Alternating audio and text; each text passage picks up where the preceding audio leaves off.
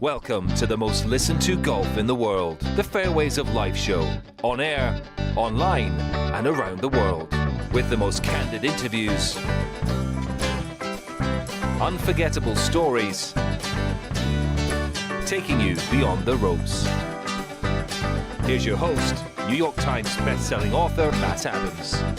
Welcome into the Fairways of Life show. Pleasure to have your company from wherever around the world you are joining us today. So, Tiger put out a post yesterday. I guess it's not called Twitter anymore, so are they not tweets? But he put out a post on social media platform X yesterday in which it was somewhat clear, but not entirely clear. The vision remains the same, 2/12/24, and then, of course, the Genesis Invitational logo. So the question I have is does this mean that Tiger's going to tee it up at the Genesis? I mean, I think that's a reasonable presumption to make. Or is that related more to, the rumors we're hearing about a new apparel brand from Tiger and what have you? So, Dom, did you put this out today as the question of the day, if Tiger's going to play or not? I did. I sure did. Will Tiger Woods play in the Genesis next week? I just put it out 2 seconds ago, so it's just a few votes in, but 67%, yes. I also gave a doesn't matter category. Yes, no, doesn't matter. And right now it's at 25% doesn't matter. Early on. We'll check in later on. The numbers will change dramatically, I'm sure. I just started. All right, if you log on to the Fairways of Life YouTube channel, you guys can weigh in on the question of the day and be a part of the live discussion board as well. Which from social media yesterday, I was asked about the majors in the game of golf, which I thought was an interesting question because I wondered if, and here's another question of the day down the road, Dom. Do you plan your schedule around majors? In other words, for example, why is this making you laugh? Because I 100% I do. I do too. I think most people watch this. We're not allowed to plan family vacations the week of majors. That's exactly what I'm talking about. That kind of stuff. We're not allowed. My wife's like, "Oh, can we go to this thing in April?" I'm like, "Yeah, April's unavailable. We can't we can't do anything." Yeah, April. The whole month of April's unavailable. But I mean, even, we have a shared calendar, and all of a sudden I'll see something pop up on the 13th of April. Oh, that's dinner with my friends. We were going to go early and and have a beverage and then have dinner after that. It's like, I'm not leaving Saturday night. Augusta National? No. We'll be up Augusta that week, but I mean, you know what I'm saying. So Jon Rahm's the defending champion there. The PGA Championship will be at Valhalla.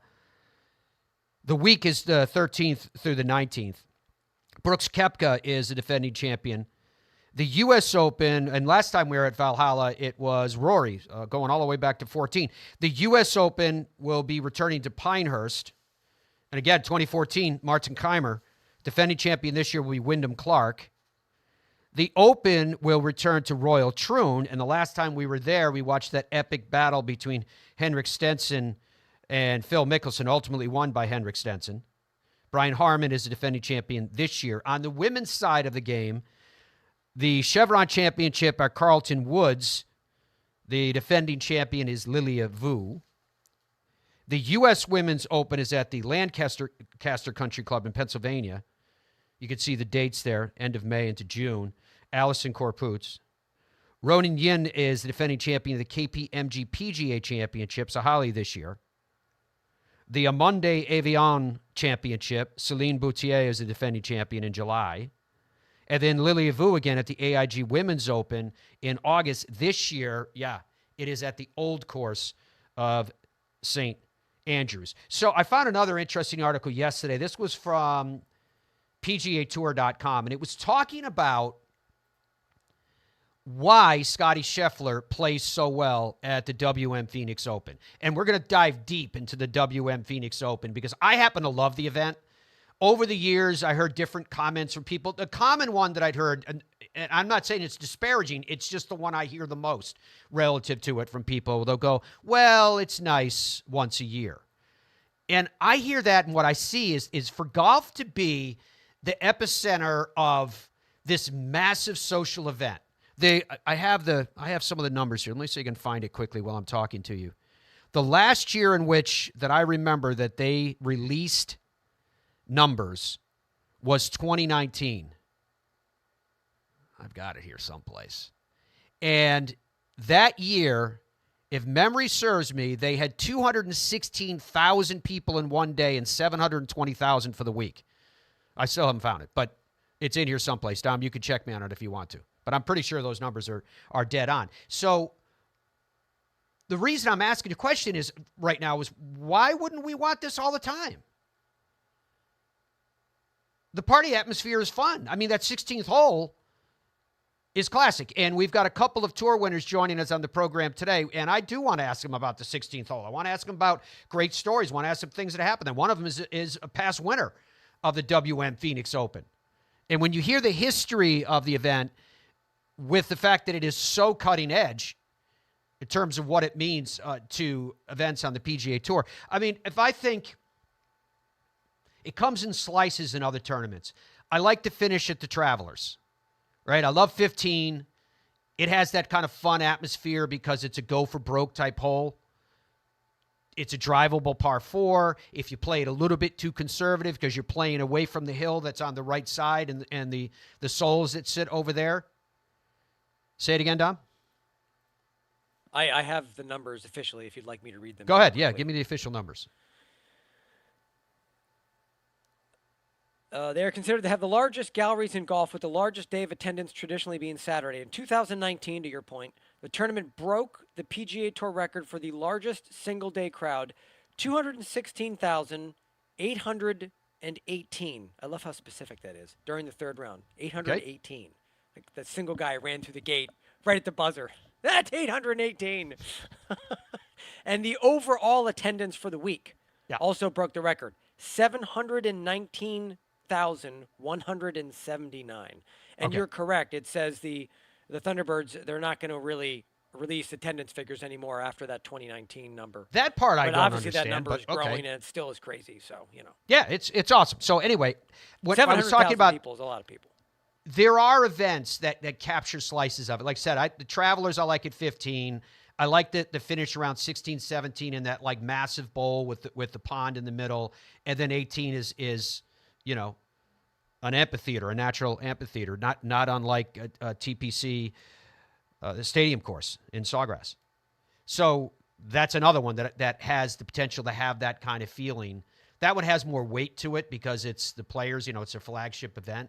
But I like these events where people are just there having fun. And you hear the thing that say, well, some people that show up aren't even there for the golf. Okay. Well, whatever reason you're there, you're there. So I think it's great. And yeah, they're consuming golf in some way, shape, or form, definitely.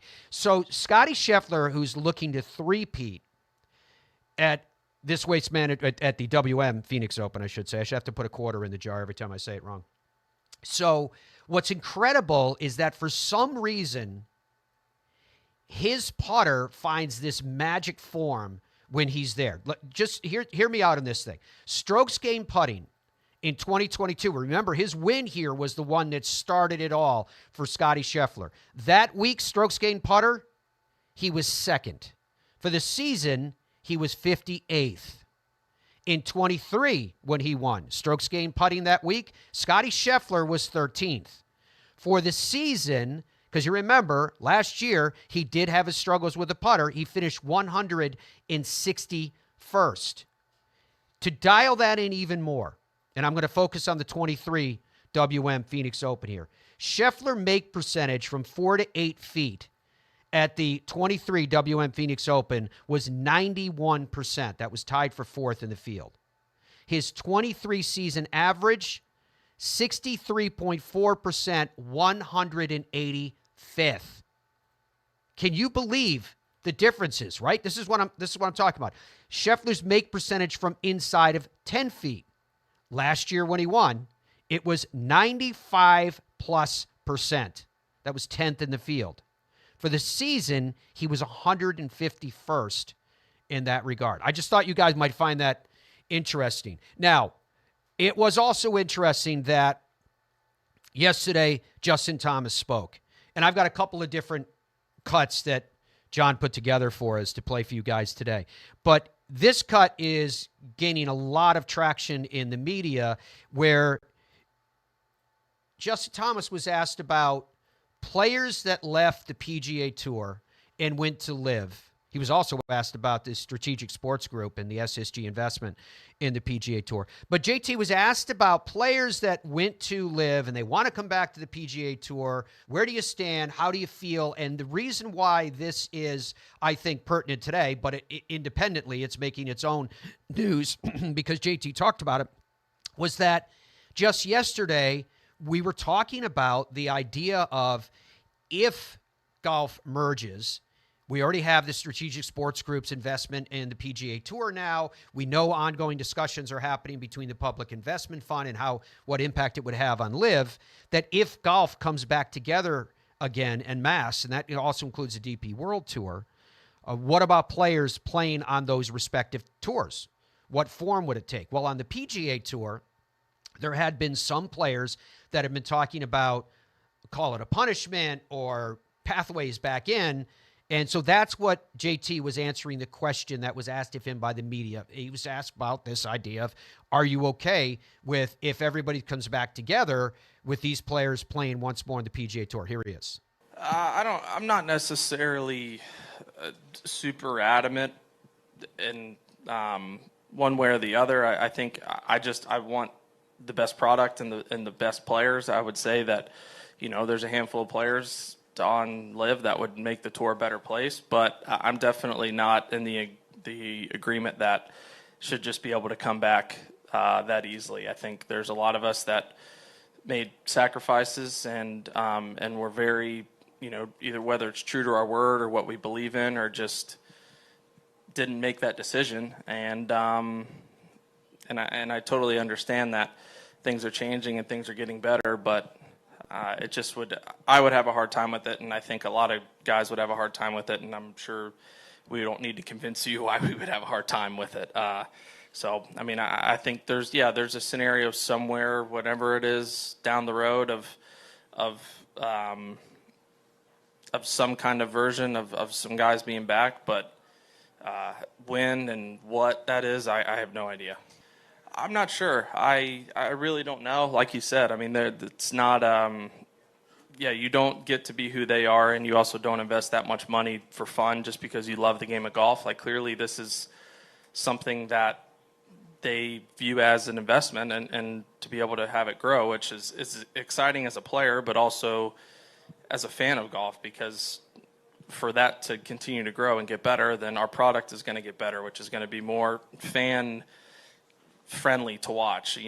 Everything about it should continue to get better and more watchable and enjoyable, and just people wanting to be fans of golf. So that part of it is exciting to me, both as a player and as a fan.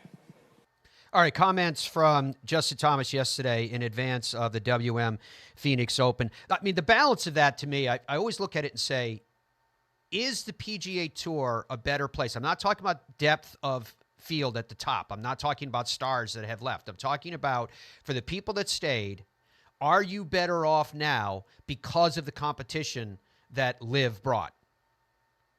Right? The purses have gone up. You've got these signature events. So I'm trying to understand the mentality of, well, if you weren't loyal to the PGA Tour and you went somewhere else, then somehow there should be some mark against you. But at the same time, hasn't the game of golf gotten better overall? Not week to week and seeing stars compete against each other, granted.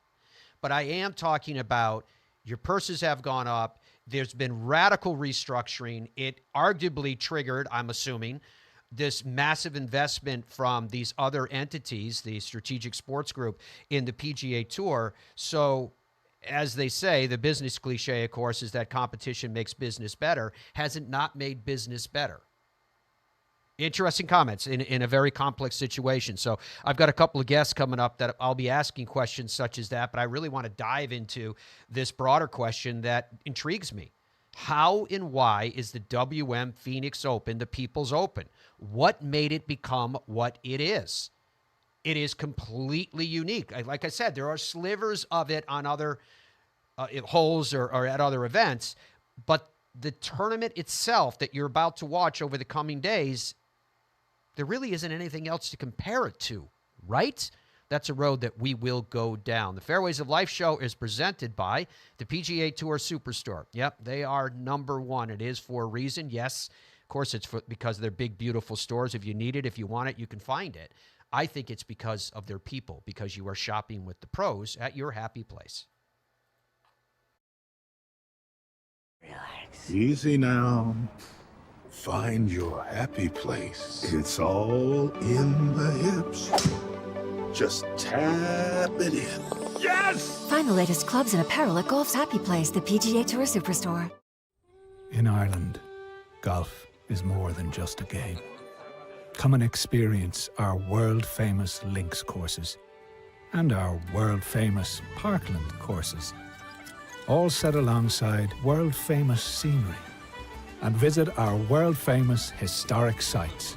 And while you're here, enjoy our world-famous hospitality. Fill your heart with Ireland at ireland.com/golf. It screams. It tracks. It's soft.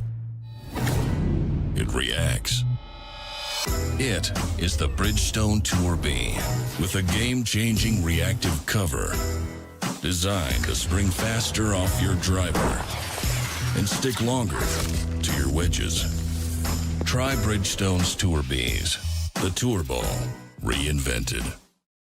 The Gen 6 iron is a culmination of everything that we have learned as a team, the absolute best golf club I've ever hit. It's something special. Say hello to the new PXG Gen 6 iron. The longest, most accurate irons we've ever made.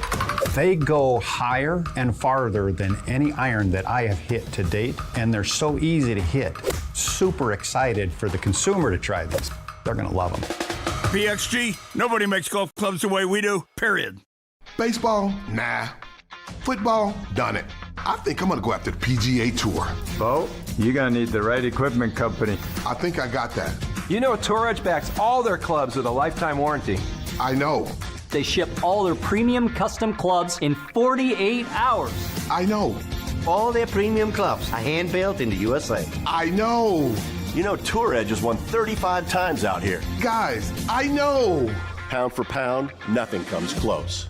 Boyne Golf provides the ultimate world-class golf destination with 10 championship-caliber courses spanning 3 resorts. Centered in Michigan's northern Lower Peninsula, the courses are the products of some of the game's masters, including Robert Trent Jones Sr., Arthur Hills, and Donald Ross. From the all-inclusive vacation packages, elite instruction with the Boyne Golf Academy, tournaments, and so much more, Boyne Golf truly offers an unrivaled Michigan golf vacation experience. Just log on to BoyneGolf.com.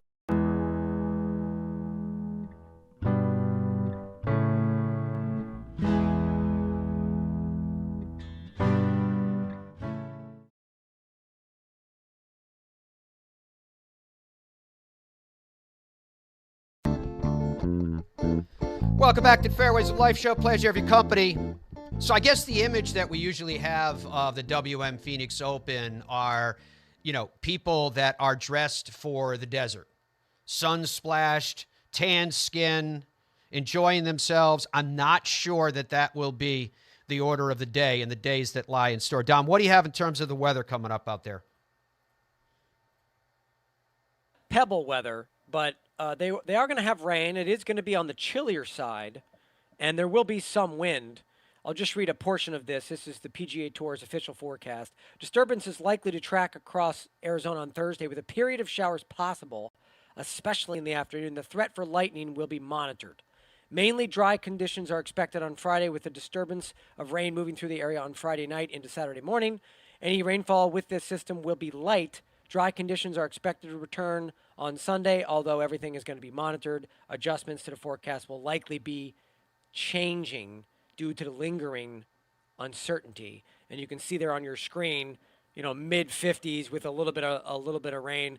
And that wind that you're seeing on the screen there, 10 miles an hour. I've got some gusts hitting 20 on a couple of these days. So it's not ideal conditions when you're thinking about the desert, but it's better than Pebble, right? We're improving week to week, Matt.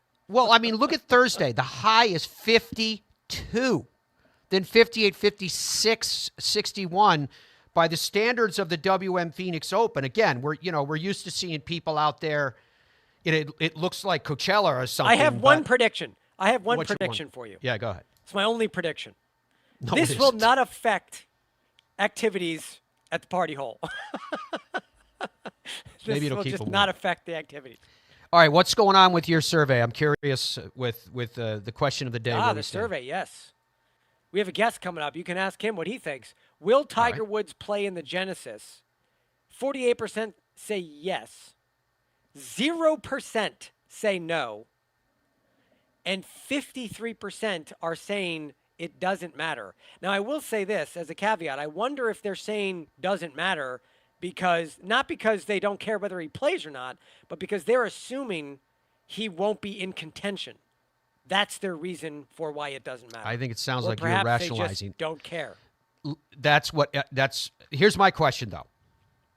When someone does your question of the day survey on the Fairways of Life YouTube channel, can they only vote once or can they vote as many times as they want? You can only vote one time, but that's not going to keep you from pounding in all caps in the chat that you're angry about whatever. Oh, well, that's the nature of chats nowadays. Daniel Chopra is the gent that I had the pleasure of co-hosting the coverage on PGA Tour Live and ESPN Plus last week of the AT&T Pebble Beach Pro-Am. He has 14 professional wins to his credit. He's won multiple times on the PGA Tour. He's won multiple times on the Korn Ferry Tour. 439 tour starts to his credit, and along the way he had 36 top 10s. He himself is a classic. He introduced me to a YouTube, I'll call it a YouTube channel, but they're actually shows that they put together, the Y-Files, and now I'm hooked in these things. I'm watching, Y-Files about alien bases at the bottom of the sea and all kinds of different things. He's joining us right now. Daniel, how are you? Good to see you, my friend. Oh, well, good morning to you, Matt. How are you? I'm doing very, very well. All right, so Tiger Woods sends out that post yesterday on X, and go ahead, Andrew. You could pull it up so he can see it on his return feed. And he says the vision remains the same, 2/12/24. We're trying to figure out what this means. Does this mean the Tiger's saying, hey, I'm playing at the Genesis and that's it? Is this about maybe a new apparel alignment or brand that Tiger's associated with? What's the take of Daniel Chopra, a veteran campaigner? I think he's going to play. Why wouldn't he? It's his golf tournament. He's the one that's turned this thing around. It's now a signature event. It really needs his presence in order for it to be of the stature that it is. The only real active player of the three signature events, along with the Memorial and the Arnold Palmer Invitational, I believe he'll play. Why do you think 53% early in a survey would say it doesn't matter when we're talking about Tiger Woods? Well, I think it's in the point of they just want to see him there. Whether he plays or not is probably immaterial to some of the fans. They obviously believe that he's probably not going to be in contention, but they're the ones that are always surprised when he makes those incredible comebacks. We've written him off in the past before several times, and he's proven us wrong every single time. So I'd like to see him come back on a golf course he's never had much success at, which might take some of that pressure off as well. He can just go freewheel it a little bit and have fun with the fans. You are the same age as Tiger Woods, so there were many occasions, no doubt, where you were in events where you were competing against Tiger Woods at the height of his prowess. What was that like for you? Was it true that back in the day, if you guys saw Tiger Woods creeping up a leaderboard, if you were, say, in contention or in the lead, that it would intimidate players, in fact? It certainly would, but it was very seldom that he would creep up that leaderboard. For the most part, he'd be out there after round one. He'd drop a 65 on them. He'd be up in that top three players, and then he'd kind of slowly pull away from the rest of the field. But you're absolutely right. If you saw him 2 or 3 shots back there early in that Sunday final round, it definitely somebody you'd be keeping an eye on, perhaps even more than your own game. And that would always be a bit like the whole Jack Nicklaus scenario where he says, I would just hit greens and fairways, try to make pars, the odd birdie in the final round. People would see me on the leaderboard, and then the choke factor would come in, and they'd come back to me, and he inherited a lot of golf tournaments just because of that. But Tiger never needed to do it because he was so good. He always had a lead. Were you intimidated by Tiger Woods? Everybody was. Anybody that says that they weren't was probably lying a little bit. There might be a few players that weren't necessarily intimidated. Mickelson, Vijay Singh, Retief Hussain, Ernie Els, they were not necessarily intimidated, but they were aware of him and they really wanted to beat him because it was just the extra feather in your cap if you could take down Tiger Woods. And Vijay Singh was really probably the only player to have ever really done that, to dethrone him with that 9-win season in 2004, I believe, and then took the number one ranking away from him as well. So Vijay is really the only player to have really taken him down over a course of a season. That was during that time when Vijay said he convinced himself that he was the greatest putter in the world by constantly reaffirming, I'm the greatest putter in the world to himself. When you talk about players that are built for majors, I'm going down this road because you mentioned specifically Jack Nicklaus, and here we are talking about Tiger Woods, stumbling down this road, which I'm enjoying that we are, Daniel. Is there anybody currently, when you look at a major championship, and we've got the likes of Jon Rahm, who's going to be defending. We've got the likes of Brooks Koepka that's going to be defending, et cetera. Is there anybody out there today that you think that other players may get intimidated by when that player, whoever it is that you think is in the mix? I think Rory McIlroy is probably comes to the top of your mind straight away. Scotty Scheffler, even though he's not been on the scene for that long, his reputation precedes himself just with his relentless consistency and his ball striking, which is what you require, particularly these at the majors and these harder golf courses where you just have to strike the golf ball to death and just hit fairways and greens. And Scotty Scheffler is really nobody better in world golf than him right now at doing that. So those are the two names that come to mind at the forefront of intimidation process for some of the other guys. But there's a few players right behind them. The Strategic Sports Group invested a massive amount of money in the new entity, PGA Tour Enterprises, and their pledge is upwards to $3 billion. At the risk of asking this question as a celebration of the obvious, how important is this, and is this good for the game? Well, yes and no. I would say that, of course, it's good for the game. It's going to heighten the interest. I've made this analogy in the past that some of the greatest game shows, like Who Wants to Be a Millionaire or Jeopardy, where there's a big cash sum at the end of the rainbow for the winners, it's intriguing for the viewers. There is a little bit of that if you over-finance the players that are not necessarily used to it.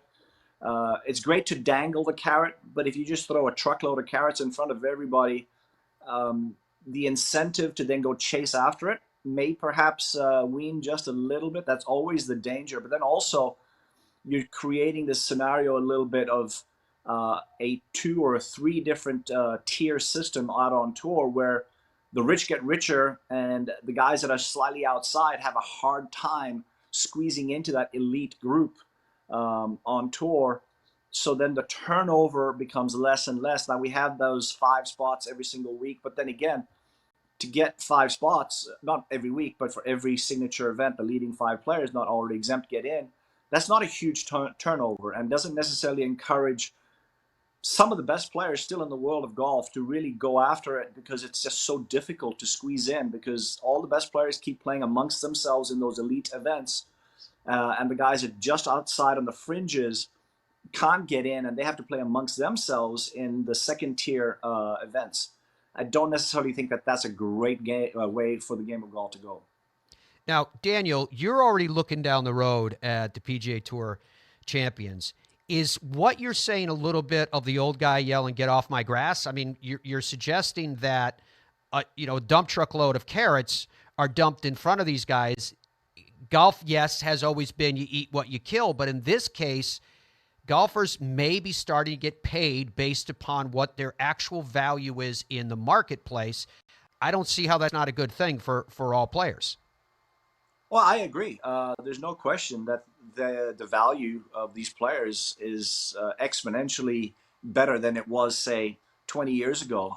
The popularity of this game is second to none, really, when you come to the integrity of the sport. And it's such a honorable profession in which everybody, the whole cliche, you call your own penalties on you. Nobody's trying to cheat out there. It's really the only sport where you're not trying to fool your fellow competitor or the referee and try to get away with something. So yes, it has that great aspect to it.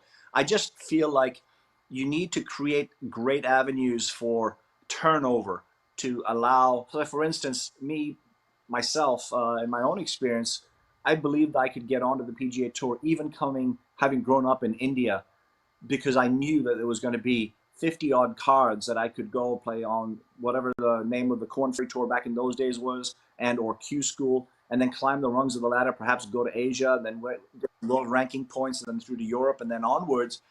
I always felt that there was an avenue for entrance into the highest level, which was pretty much one level, and then you had some of the majors that were slightly above it. But now the tour has become more of like a 3 or even a 4-tier system, where you got the signature events, then the majors, then you have your elite normal PGA Tour events, and then you have your secondary opposite field events, and then you have the Corn Ferry Tour. So there's several different tiers, and it's just difficult to get from the middle one up into the elite. And that's what I think they need to find a way, I don't know how, to just make better access.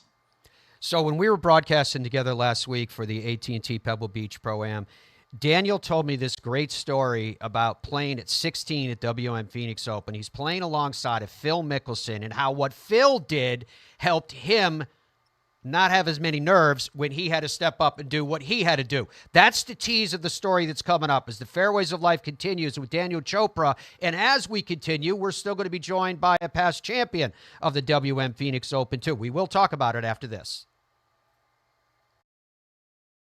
Relax. Easy now. Find your happy place. It's all in the hips. Just tap it in. Yes! Find the latest clubs and apparel at Golf's Happy Place, the PGA Tour Superstore. In Ireland, golf is more than just a game. Come and experience our world-famous links courses and our world-famous parkland courses, all set alongside world-famous scenery. And visit our world-famous historic sites. And while you're here, enjoy our world-famous hospitality.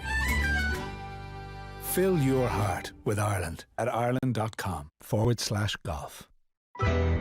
It screams. It tracks.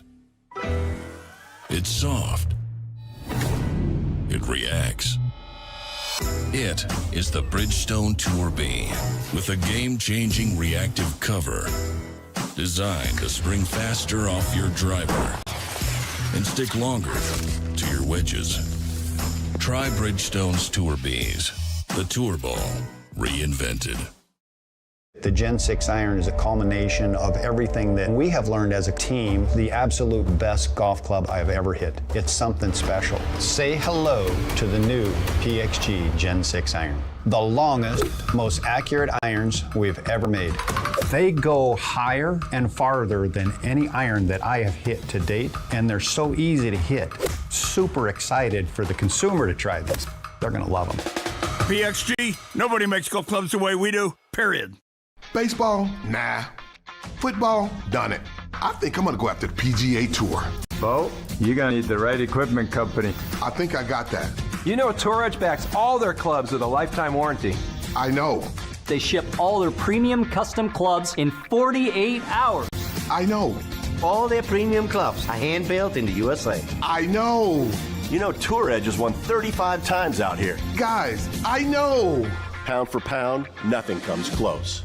Boyne Golf provides the ultimate world-class golf destination with 10 championship-caliber courses spanning 3 resorts. Centered in Michigan's northern Lower Peninsula, the courses are the products of some of the game's masters, including Robert Trent Jones Sr., Arthur Hills, and Donald Ross. From the all-inclusive vacation packages, elite instruction with the Boyne Golf Academy, tournaments, and so much more, Boyne Golf truly offers an unrivaled Michigan golf vacation experience. Just log on to BoyneGolf.com. Zero Friction introduces the Wheel Pro Pushcart Golf Bag with its revolutionary 3-in-1 design, supportive legs that spring into action, a comfort grip handle with 3 locking positions, accessories for the modern golfer enhanced by 7 pockets for more storage, and removable all-terrain wheels which slide right into place. The new Zero Friction Wheel Pro Golf Bag checks every box for every golfer. Push, carry, or cart, the decision is yours thanks to Zero Friction. Head to ZeroFriction.com today.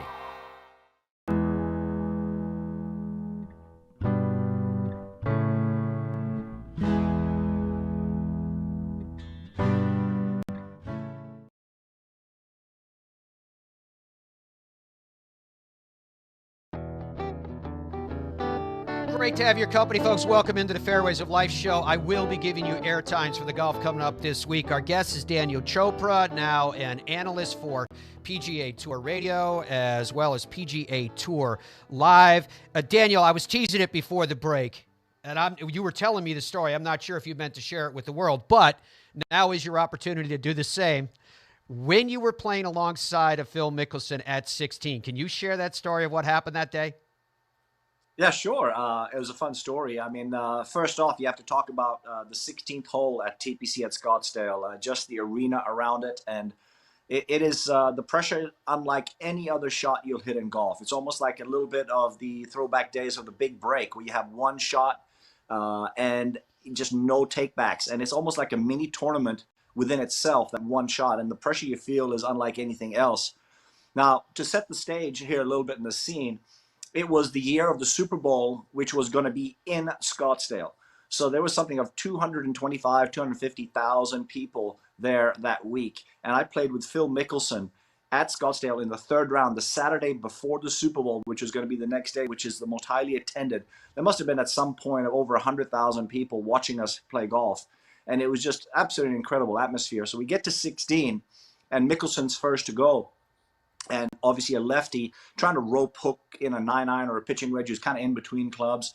And he hits the biggest flare block out to the left, literally almost flies into the grandstands left of this green. And of course, the whole stadium starts to boo. And even though he's a hero there, they don't care. They booed him as hard as you could possibly ever boo anybody. And I have never felt more relief in my life after seeing that shot. It just made that shot seem so much easier to me because I felt like no matter what I do, barring laying the sod over it or shanking one into the grandstands, I will not hit a worse shot than that. And I was fortunate enough to just dump it up on the green and nobody booed me and I made my par. And then, of course, Mickelson hits a super flop shot and gets it up and down. And he's a big hero all over again. But that was a memory I'll never forget. That is Phil. I love Daniel Chopra. Love him having a show. That behind you, Daniel, is that like a really bad impressionist painting, or is that a curtain in front of like a view of a lake or something? Yeah, that's a lake behind my house here, and it's just a curtain. Yeah, I got a beautiful view here at the back of my house. Yeah, I love the SpaceX hoodie you got on too. Just do me a favor, lift the blind there so we can see the beauty that's hiding behind that. Okay, yeah, sure. Why not? I want to see it.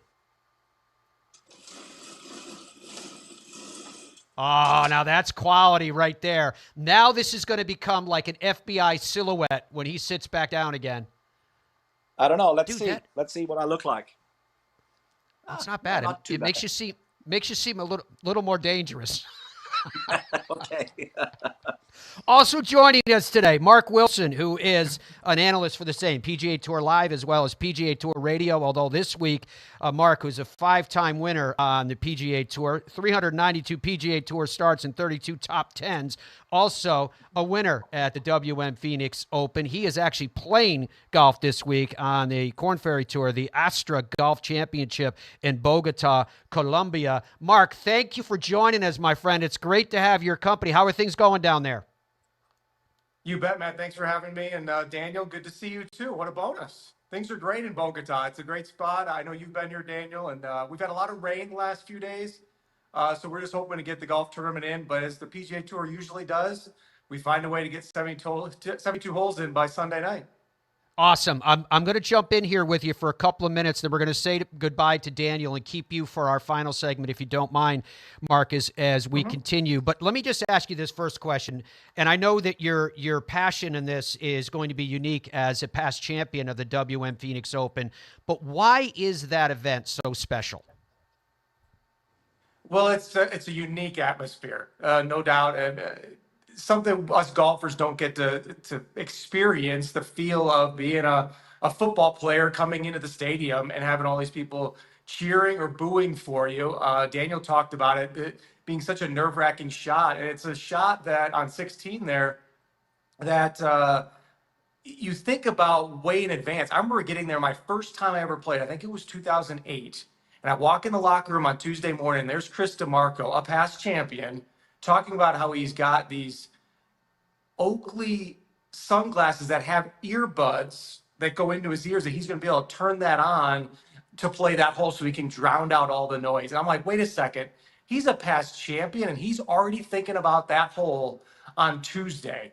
So that just gives you kind of an idea of it. And it's just exploded over the years in terms of how many people show up. It's the place to be. I mean, when you walk around Scottsdale on other weeks, they talk about the Open. And I got confused thinking they're talking about the British Open. No, they're talking about the Phoenix Open. Are you going to go to that golf tournament and watch the spectacle there? It's the place to be this week for sure. Daniel, I haven't had a chance to ask you that same question straight up. Why do you think the greater Phoenix area, Scottsdale in particular, have embraced this event the way they had, and how has it become so distinctive, so unique? I think part of it has to do with the Thunderbirds. They have created this the greatest party in Scottsdale, and golf is just the backdrop. 90% of the spectators that will come, or the patrons that come to this event, 70% of them don't even care about golf. They're there for the party, and the golf is just the backdrop. And then the 30% that are there perhaps walking around, 90% of those will be on the back nine alone. And it's almost like a tale of two different golf tournaments. That front nine, you feel so lonely. There's an odd person here or there walking around, perhaps with one of the big groups. You might get a couple thousand people, perhaps. But then you get on to that 10th hole, and you get to number 11, then all of a sudden, that's where the buzz starts. And that's it really is incredible. There's no tournament in the world that's like it, where you have such a disparity between the front nine and the back nine as far as the patronage is concerned between the spectators and the players, regardless of who's playing. Daniel, you know that I love you. I know you're doing PGA Tour radio this week. We're going to be giving everybody the airtimes coming up in just a second. But as we say goodbye, I am going to ask you to step out of the frame again so we can see that beautiful lake shot behind you, because you caused it to look like a cloud of fog has rolled in. All right, there it is. That's how beautiful it is. More of the Fairways of Life show coming up. When we come back, more with Mark Wilson after this. I guess hello world, huh? And with one subtle hello, Tiger began an amazing and unthinkable career.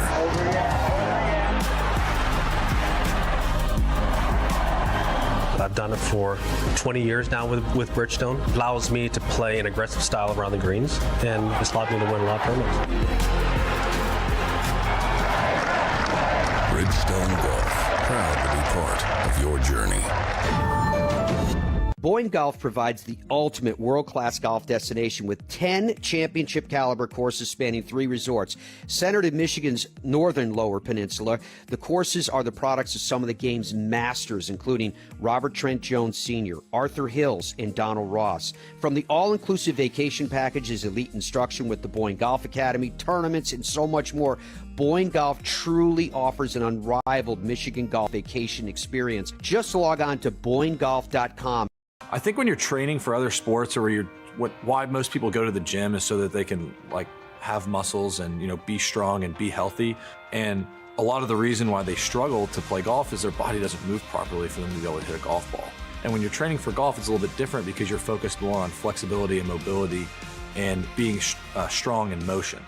When you're able to kind of have a warm up and have a workout routine and kind of gradually build up to where you're training your body to move properly, yeah, you're going to get a lot of big dividends on the golf course. Easy now. Find your happy place. It's all in the hips. Just tap it in. Yes! Find the latest clubs and apparel at Golf's Happy Place, the PGA Tour Superstore. What if we started a company and the company was under no time constraints, no financial constraints? The one constraint is their clubs had to be exceptional performers and much better than any other alternative. I was told time and again it'll never work. It worked like a house of fire. And I'll tell you what, I think our customers love it. BXG, nobody makes golf clubs the way we do, period. Stride by Zero Friction, the first of its kind personal caddy. Walk in comfort and style with Stride's remote and follow me technology. The Stride handles almost any terrain, and its 54-hole range will last all day. The lightweight design and removable front wheels makes it simple to handle. Plus, it easily fits golf carts. Order yours and save. Visit zerofriction.com/stride or scan the QR code to order yours today. Stride, your personal caddy.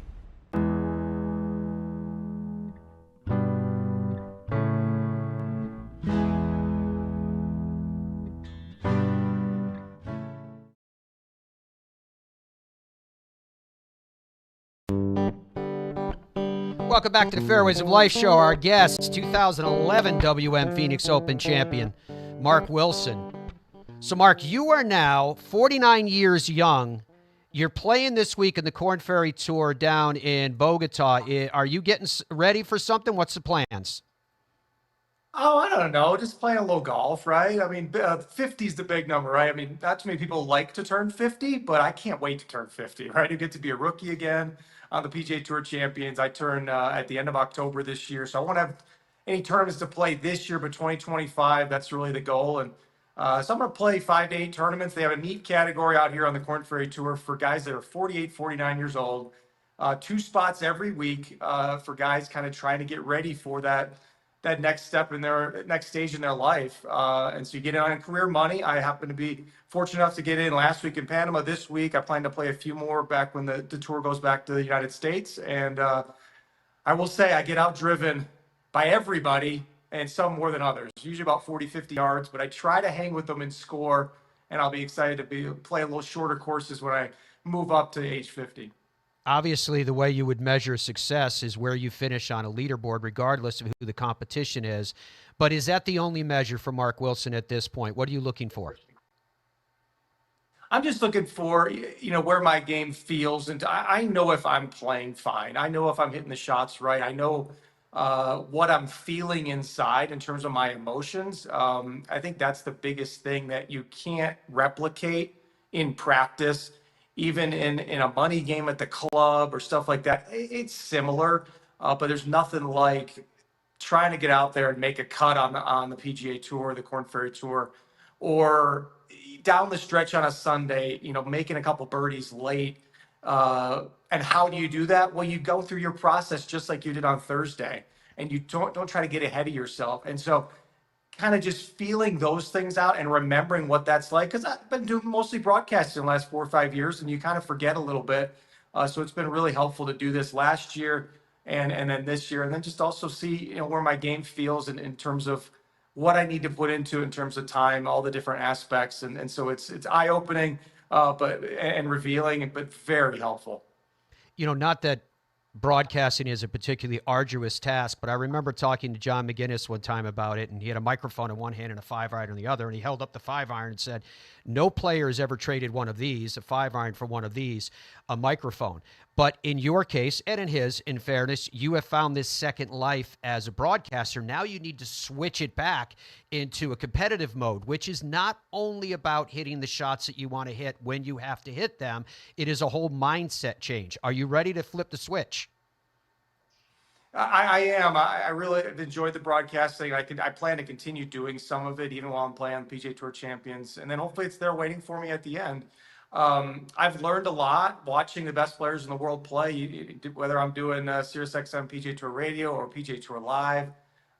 Just getting to watch how they do things and realize also that they're not perfect, right? It reminds me of back when I was paired with Tiger, Rory McIlroy, Phil Mickelson, that they didn't do everything perfectly, but they found a way to score, and that's something that ultimately I've learned through this process, and I'm ready to flip that switch, Matt, to be a competitor again. It's kind of like riding a bike a little bit. I mean, like I said, I'm learning things about myself here while I'm playing on the Korn Ferry Tour, but at the same time, a lot of it is very familiar. Awesome. And we wish you the very, very best with that transition. As you know, I'm going to ask you about your sponsors in just a second, too, Mark. But I wanted to ask you, first of all, does a player of your age look at the current scenario in golf, purses going up, signature events, however you would measure it? Does any part of you wish that you did not play in your era, but we're playing right now? I think all of us older guys think that, right? I'm sure, guys that played back in the 80s and 70s are thinking, oh boy, look at all this money that Tiger Woods brought. And to Mark Wilson, it's kind of crazy. But no, I've just been very interested spectator, kind of looking. Yes, I'm a PGA Tour member, but I don't know exactly everything that goes behind the scenes, and just the ever changing landscape of professional golf is really really wild. To be honest with you, I do miss having all the best players play more often together. It's sad to not have, say, Jon Rahm playing at the WM Phoenix Open this week. I'm not going to lie about that, but I understand how things are going, and we'll see as the year progresses. But no, I'm happy I played when I did. I am extremely thankful and grateful I got to play golf and make a living out of it. Yeah, and you got to play golf. You mentioned him during the era of Tiger Woods. We were talking to Daniel about that earlier, and he admitted, he said, yeah, he was intimidated by Tiger Woods. Everybody was intimidated by Tiger Woods, and yet Tiger is still in the picture with Genesis coming up. We're all wondering, with what he sent out on social media yesterday, which I'm not sure if you saw it as you're getting ready for competition down there, this is what he sent out through X, where it says, the vision remains the same, 2/12/24. My question is this about actually teeing it up, or is this a prelude in building up anticipation for perhaps a new apparel deal? What's your take on it? Yeah, very ambiguous, isn't it? Probably on purpose, but I think once again the vision remains the same. Like he talks about that he's doing everything he can to get back to competition. I think it's that. Also, with his foundation being a big part of the Genesis Invitational, I think Tiger Woods realizes too the impact that a golfer can have on a community and on so many other people. Tiger Woods has done a great job with all of that as well, and so that's part of the vision of the Genesis Invitational as well, the Tiger Woods Foundation. So maybe it's part of that as well. Very, very cool. Okay, Mark, let me ask you about your sponsors. Take a couple moments here because I want to finish with you, if you'd allow, with a couple of stories in 16 at the WM Phoenix Open. Who are you associated with now so we can say thank you to them? Well, I've got Straight Down Apparel. I got the shirt going right now. I really appreciate them for all my needs on the course. And then, of course, Ping, a Phoenix-based company that's been with me since I was a kid, basically. When I got my first set of I2s, Titleist, who's been with me ever since the AJGA days. So I'm very, very grateful to all three of them. Very cool. Okay, the 16th, it stands alone in the world of golf. In fact, I won't make the statement that it does. I'll let you tell us if it does. Has there ever been anything like that in your professional career with all the wins that you have had as standing on the tee at 16, and what stories can you share with us? Boy, yeah, it gets the heart pumping as much as like hitting your first tee shot at the Masters. I mean, I remember what that felt like in 2011 when I did that, and your heart's beating, and you have all those bad memories so that you might top it or do something stupid and look really silly. Yes, us professional golfers think that too. But yeah, the heartbeat goes up. I think the biggest thing that I thought about 16 that I learned early is that you have to embrace the atmosphere and you have to embrace the crowd. If they get under your skin, then they know they got you and they're going to continue to pile it on. So I remember that if I hit a poor shot, which thankfully I didn't hit it, I didn't miss the green there very often, which was helpful. But I would, maybe raise my hand and say, hey, bring it on. Okay, yeah, that was a horrible shot. I deserve it. And then it kind of dies down. I mentioned Chris DeMarco earlier, and I remember seeing him there one of the first years I played. We got paired together. And, of course, they know he's a big Gator fan, right? And so, of course, we got the Florida State chant going from the fans, and they were getting under his nerve. I could just tell. But then he rolled in a nice little 4-foot par putt and gave him a nice Gator chomp right back. So it brings out the emotions in us players unlike anything else.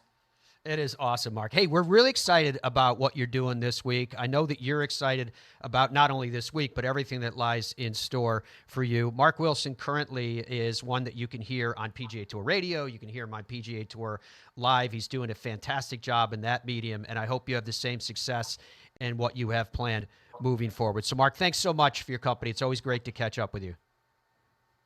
You bet, man. Thanks for having me on. And I guess I wish someone could be wearing a cheese head walking down 16 like I did this year. But my Packers, they didn't quite make it. But enjoy the Super Bowl, everybody, as well.